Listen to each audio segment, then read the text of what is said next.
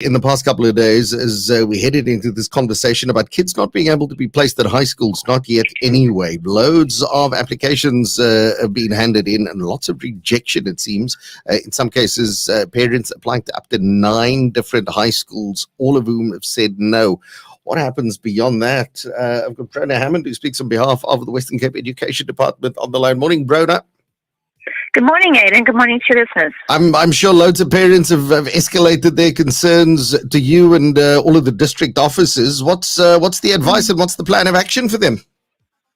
Yeah, no, certainly we've seen an uptake. Definitely, we're getting a lot of calls from parents. We have a process in place. Obviously, we had our initial registration period. Then schools had to make their decisions and inform parents. And now a lot of parents are getting concerned because we are reaching September.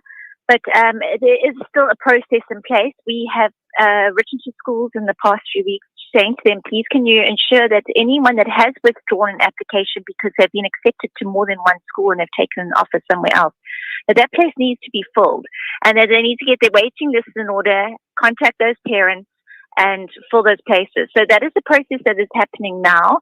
They had until Friday, basically, to complete that process. And then from then on, we will then look and see and monitor the schools and to see if they do have additional spaces that they're keeping back. Some schools have to take into account promotion and progression rates as well. And that can only happen at the end of the year because they need to keep some places for learners that might stay back a year, for example, in grade 8 and not progress to grade 9. Yeah. So that it is quite difficult to manage that situation because that's done at the end of the year. But at the moment, what we need to do now is look at also where there is a demand, where we need to place mobiles, for example, additional teachers, additional resources, and that is our plan of action for the next 3 months. But and then contact parents according to the expansion that we are doing. We do have budget concerns and constraints. That's our biggest factor and inhibitor. But we are trying to find ways and means to do that because we're determined to ensure that we place as many children as possible before the end of this year. Yeah. And what's the advice, Bronagh, for parents who are sitting with kids that they can't place? They've, when you apply to 9 schools as a parent, you've done what you need to have your child as part of the process.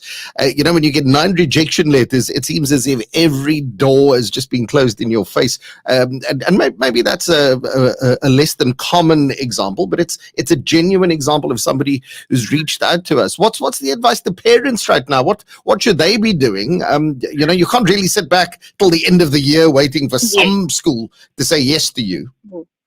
No, understandably so, Aidan. It's extremely stressful. It's completely stressful as a parent because, you want the best for your child and you've done the process.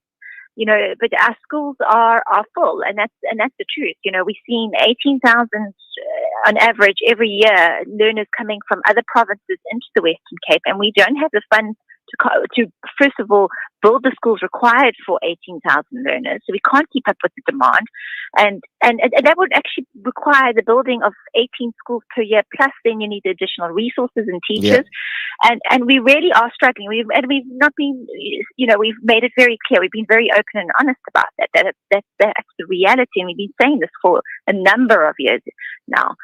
So we need the money to follow the learners, first of all. But back to your question, sorry, I'm going off the topic here.